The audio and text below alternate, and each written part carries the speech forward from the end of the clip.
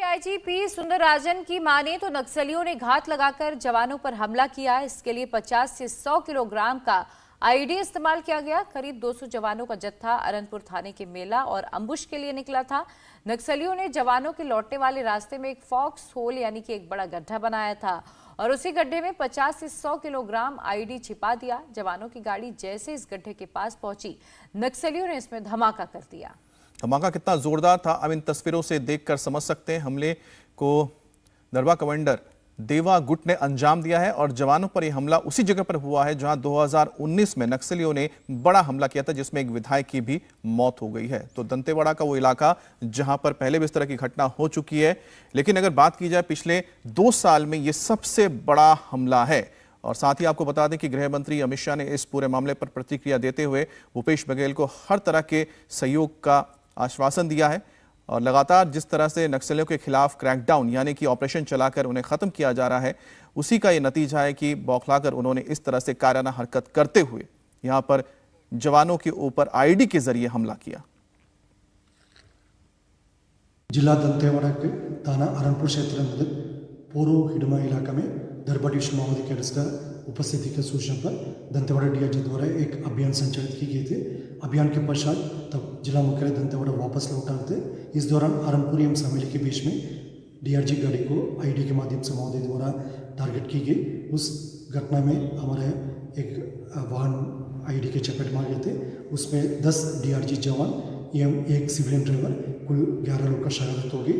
कायराना हरकत की है और नक्सलवाद जड़ से हम लोग खत्म करेंगे, ये हमारा संकल्प। अमित शाह से भी बात हुई? अमित शाह जी से, गृह मंत्री से बात हुई मेरी, अभी खड़गे जी साहब से भी मेरी बात हुई।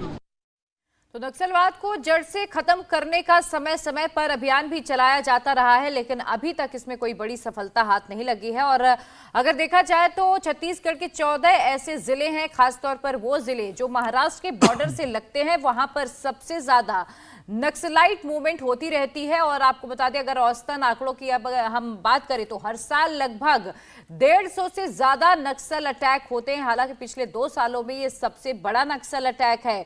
गृह मंत्री अमित शाह ने भी छत्तीसगढ़ के सीएम भूपेश बघेल से बातचीत की है, हर संभव मदद का ऐलान किया है। छत्तीसगढ़ के सीएम भूपेश बघेल आज अपना कर्नाटक दौरा रद्द करके इस घटना वाले स्थल पर पहुंचेंगे और घटना पर खुद प्रधानमंत्री, गृह मंत्री, कांग्रेस अध्यक्ष मल्लिकार्जुन खड़गे और राहुल गांधी ने भी शोक जताया है।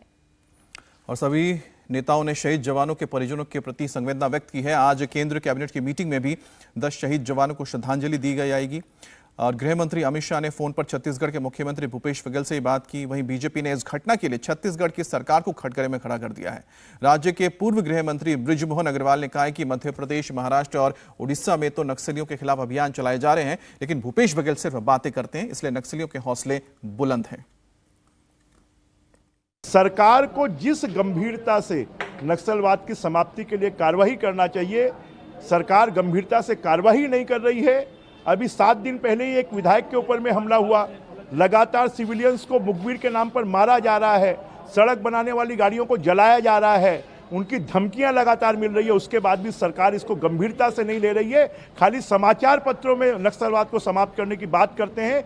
मध्य प्रदेश में नक्सलवादी मारे जाते हैं, उड़ीसा में मारे जाते हैं, महाराष्ट्र में मारे जाते हैं। आज तक छत्तीसगढ़ में एक भी कोण नक्सलवादी क्यों नहीं मारा गया?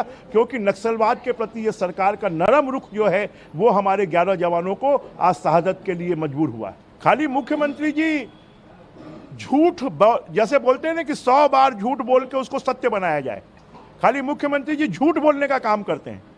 जो सेंट्रल से मिलने वाली सहायता है, उस सहायता को तो पूरा उपयोग नहीं कर पा रहे हैं, उसके आर्म्स एम्युनिशन नहीं खरीद पा रहे हैं, जवानों को सपोर्ट नहीं कर पा रहे हैं। जरा बताएं उन्होंने पिछले 4.5 सालों में उन्होंने कौन सा ऐसा नया काम किया जिससे नक्सलवाद से लड़ने के लिए हमारी जो सुरक्षा की जवान हैं उनको ताकत मिले? एक भी काम बता दें।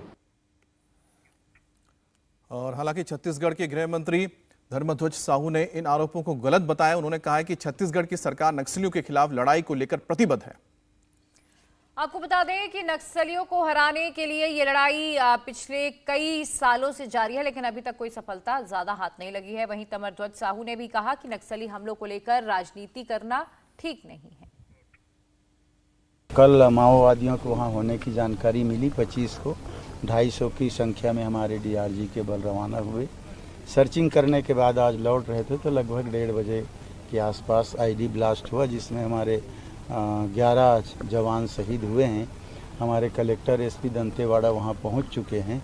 हमारे नक्सल ऑपरेशन के एडीजी आईजी वहां पहुंचने ही वाले हैं, तो और घटना की वस्तु स्थिति पता चलेगी। ऐसा आरोप नहीं लगाया जाना चाहिए, ये बाद में पता चलेगा कि क्या हुआ, कैसे हुआ। अभी तत्काल इस पर कोई राय जाहिर करना उचित नहीं होगा। सरकार का स्पष्ट रुख है, नक्सलियों से हम लोग कहीं पर भी न डरे हैं, न डरेंगे, न झिझकेंगे। ये लड़ाई चल रही है। माननीय मुख्यमंत्री जी ने जैसा कि कहा कि ये खंदक की लड़ाई है और उसमें हम लोग आखिरी दम तक लगेंगे। इंडिया टीवी हर वक्त हर जगह डाउनलोड करने के लिए सर्च करें India TV news Google play store या ऐप स्टोर पर।